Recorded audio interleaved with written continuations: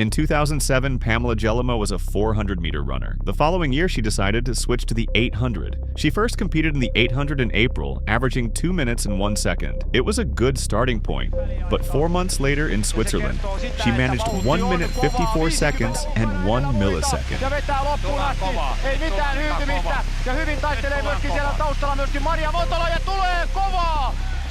That, my friends, was the closest anyone had ever come to dipping under 1 minute 54 seconds since 1983.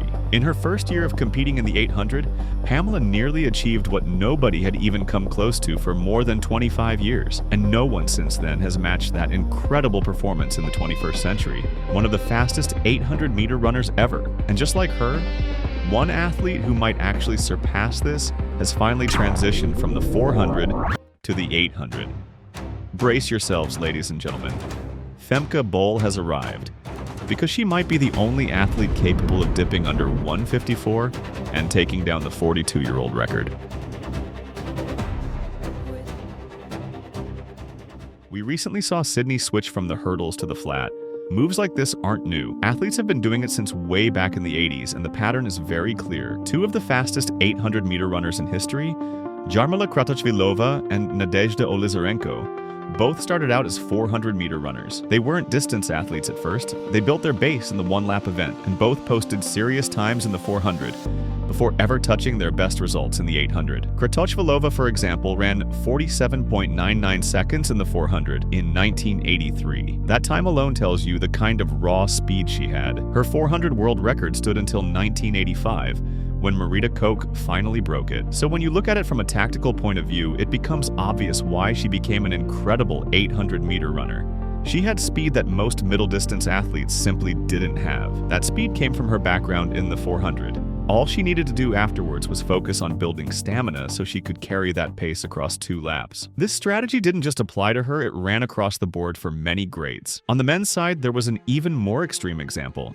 the 1976 Olympics, where one athlete did something no one else has ever repeated. The only man to win gold in both the 400 and the 800 at the same Olympics. He was nicknamed El Caballo, which translates to the horse. A tall, 6'3" Cuban athlete who dominated the track that year, Alberto Juantorena had the speed, the stamina, and the physique that allowed him to pull off that historic double. He ran 44.26 in the 400 and 1 minute 43.50 seconds in the 800, both of them personal bests, both extremely strong for that era.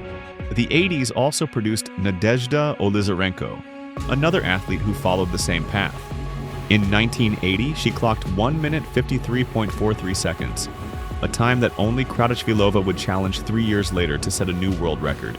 And again, Olizarenko also began her career in the 400, just like Kratochvilova and just like Juantorena.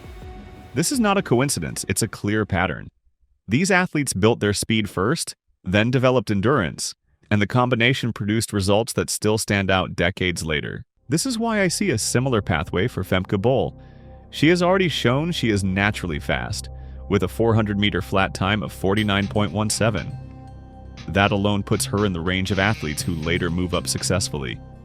She has actually run an 800 before, but it was way back in 2017 when she was only 17 years old. She ran 2 minutes, 19 seconds. And even though that isn't a competitive time now, it's impressive for someone that young. She hasn't had a real chance to test that distance again. She hasn't trained specifically for it, and she hasn't tried to improve it since then. But the fact remains, she has a base time on record, she has elite 400-meter speed, and she now has years of strength and rhythm from the 400 hurdles.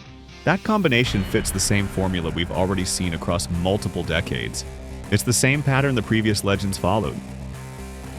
As of 2025, Keely Hodgkinson, the reigning Olympic champion, holds the top position as the best 800-meter runner. Her 1 minute 54.61 seconds, set in the London Stadium in 2024, remains unmatched.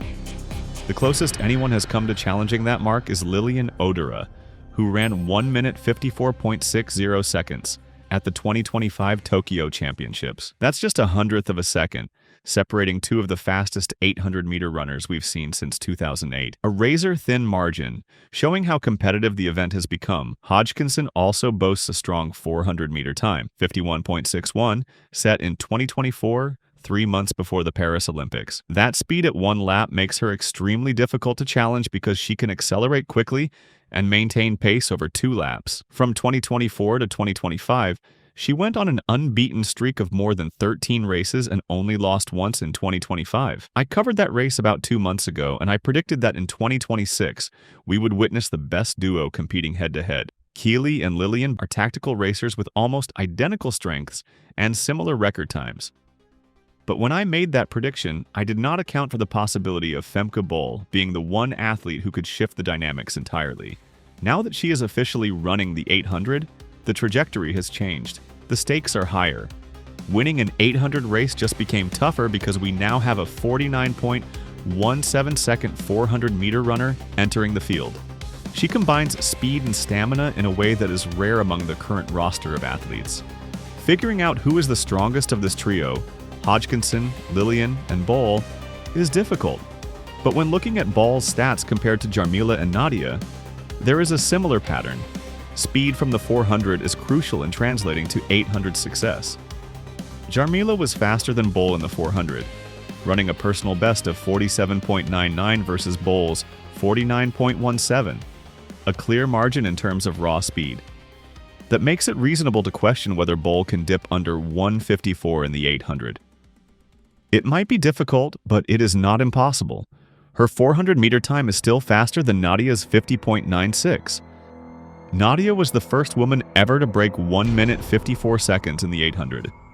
That shows that while top-end speed helps, it doesn't automatically translate to record-breaking 800-meter performances. Technique, endurance, and race strategy all matter. For Bol, her first official 800 race could realistically produce a 155 or 156. That is well within her potential. If she ran faster than this in her debut, it would be remarkable, even mind-blowing. Her form is key here. She always looks smooth and relaxed in the 400, often appearing to have more left in the tank after completing a lap. She anchors the Netherlands in the 4x400 relay, and her ability to maintain form under fatigue is evident. Her longer strides, lower turnover, and efficiency resemble that of an elite middle-distance runner. If Bol adopts a negative split strategy, she could potentially break the world record. For example, running a slower first lap, say 60 seconds, then accelerating in the second lap, and covering it in 53 seconds, she could surpass the current 800-meter world record. The theory works, but executing it is another challenge. 2 laps take a toll on every athlete. Fatigue, lactic acid buildup, and natural deceleration all work against you. This is exactly why Sebastian Coe called the 800 the hardest race in track. The 800 is about combining speed with stamina, strategy, and mental sharpness. Every athlete we have discussed, Jarmila, Nadia, Jelimo, Quantorena, Hodgkinson, Odira, followed this formula in some form. Bol now enters this lineage with the potential to push the limits even further. Watching how this unfolds in her first official 800 race in 2026 will be critical. Will she do it? Will she finally be the record breaker? Only time will tell.